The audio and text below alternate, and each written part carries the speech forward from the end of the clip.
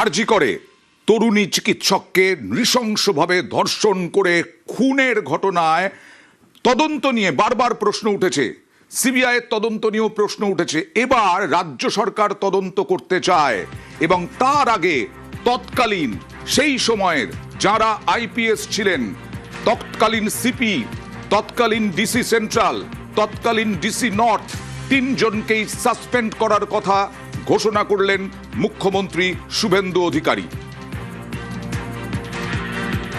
সিচুয়েশনটাকে মিসহ্যান্ডেলিং করা, offer financial one type of bribe, কোনো মন্ত্রী মুখ্যমন্ত্রী দিদেন টাইমে তাদের কোনো ইনস্ট্রাকশন ছিল কিনা, এগুলো আমরা সব বের করব। মিসহ্যান্ডেলিং আর পরিবারকে বেআইনিভাবে অর্থ অফার করা, আর একজন ডিসি তার প্রেস কনফারেন্সের অ্যাটিটিউড এবং language in front of media, উনার যে বক্তব্যের থ্রোয়িং, এটা নারী সমাজ, মাতৃশক্তি এবং অভয়া ইনসিডেন্ট আমাদেরকে নাড়িয়ে দিয়েছে গোটা পৃথিবীতে, এবং নিশ্চয়ই পশ্চিমবাংলার মান, মর্যাদা, গরিমা সব নষ্ট হয়েছে। আমরা আজকে 3 জন আইপিএস কে সাসপেন্ড করছি। মিস্টার বিনীত গোয়েল, উনি এখন এডিজি রয়েছেন আইবিতে, আরো 2 জন আইপিএস, শ্রীমতী ইন্দিরা মুখার্জি এবং শ্রী অভিষেক গুপ্তা। সিএস এর গাইডেন্সে HS as per the rules যা আছে, ক্যাডার রুল, সেটা মেনে ডিপার্টমেন্টাল ইনকোয়ারি এবং প্রসিডিংস স্টার্ট করবে।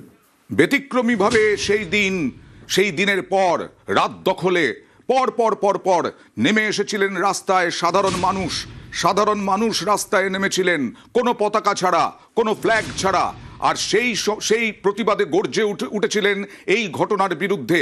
তারপরে তদন্তের গতি প্রকৃতি নিয়ে সন্দেহ, সিবিআইয়ের তদন্ত নিয়েও অসন্তুষ্ট অভয়ার মা বাবা দুজনেই পর বিচার চেয়ে বেরিয়েছেন। বিচার দরজায় ঘুরেছেন বিচার চেয়ে। এবার পরিবর্তন হয়েছে, পরিবর্তনের সঙ্গী হয়েছেন তিনি, অর্থাৎ রত্না দেবনাথ। তিনি প্রার্থী হয়েছিলেন, জয় পেয়েছেন পানিহাটি থেকে, এখন তিনি বিধায়ক।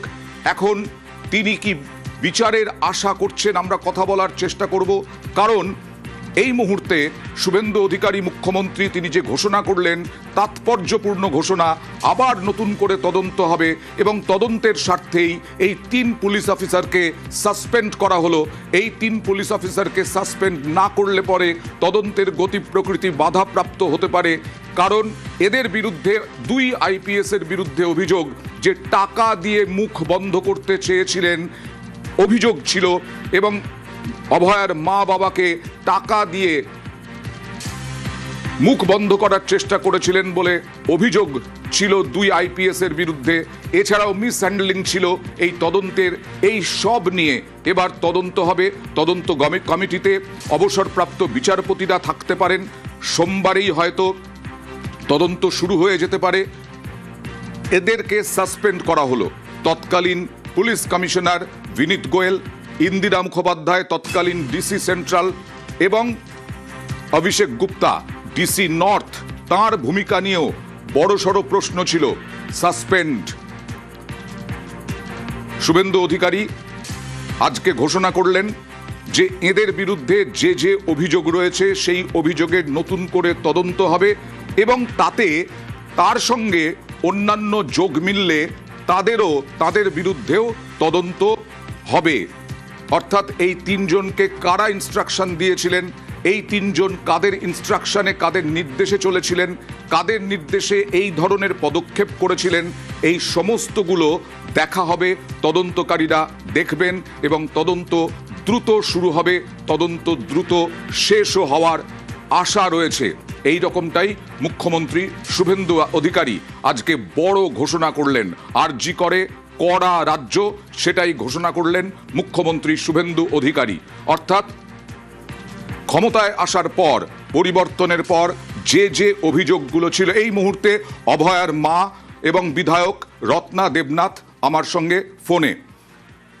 দিদি, আপনারা প্রচুর লড়াই করেছেন, প্রচুর দরজায় বিচারের জন্য ঘুরেছেন। আজকে আপনি বিধায়ক বিজেপির, আজকে মুখ্যমন্ত্রী শুভেন্দু অধিকারী আবার নতুন করে তদন্তের কথা বললেন, এবং 3 আইপিএস অফিসার আপনার স্বামীর যাদের বিরুদ্ধে অভিযোগ ছিল তাদেরকেই সাসপেন্ড করলেন নতুন করে তদন্তের জন্য। প্রাথমিক প্রতিক্রিয়া। আমরা ভিতরে যে একটা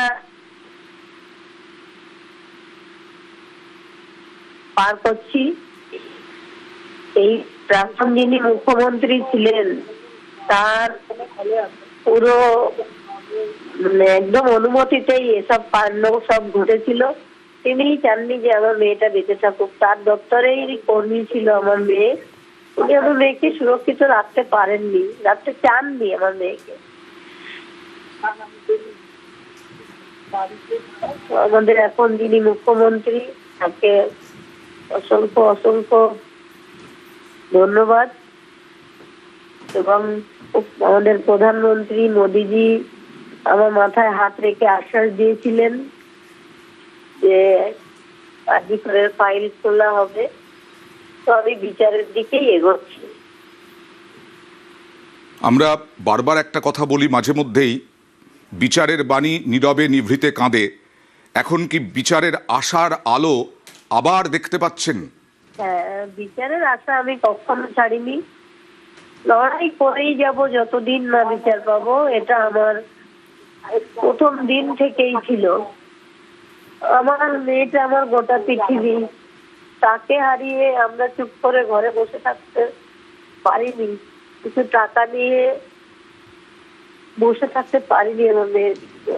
তাই লড়াই করেছি এবং যতদিন না বিচার পাবো ততদিন লড়াই করে যাবো। এবং শুধু আমার মেয়ের জন্য নয়, এখন আমি আরো আরো মেয়েদের সুরক্ষার জন্যও লড়ে যাব।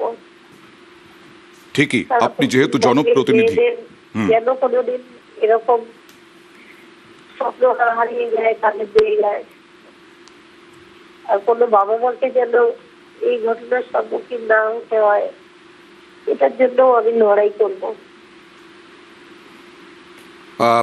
আপনি কি আপনারা এখন যে শুভেন্দু অধিকারীর মুখে যেটা শুনলাম যে দুজন আইপিএস অফিসারের বিরুদ্ধে অভিযোগ আপনাদের টাকা দিয়ে, এর আগেও অভিযোগ উঠেছিল, টাকা দিয়ে মুখ বন্ধ করার চেষ্টা করা হয়েছিল। হ্যাঁ, টাকা দিয়ে আমার মেয়ে ডেড বডি শোয়ানো ছিল, সেখানে এসে টাকা অফার করা হয়েছিল। কিন্তু যিনি এসেছিলেন তার কাছে টাকাটা কে দিল? উনি কি নিজের পকেট থেকে, নিজের স্যালারি থেকে টাকাটা দিলেন?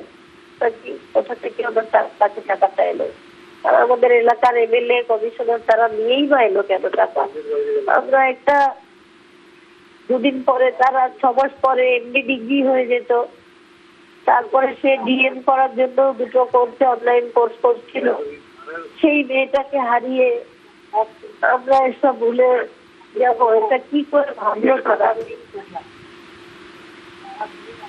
আমার মেয়ের অনেক স্বপ্ন চোখে রক্ত হয়ে ঝরেছে।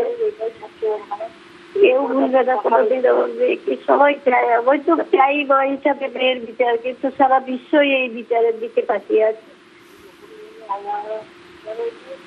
এবং আমরা ব্যতিক্রমীভাবে দেখেছিলাম সাধারণ মানুষ রাস্তায় নেমেছিলেন। সাধারণ মানুষ কোনো পতাকা ছাড়া, কোনো ফেস্টুন ছাড়া, ফ্ল্যাগ ছাড়া। আজকে তাঁরাও বোধহয় বিচারের আশা করছেন। হ্যাঁ, সারা বিশ্বই আমার মেয়ের বিচার চেয়েছিল। আমার মেয়ে নয়, তারা তাদের আমার মেয়েকে নিজের ঘরের মেয়ে মনে করে বিচার চেয়েছিল।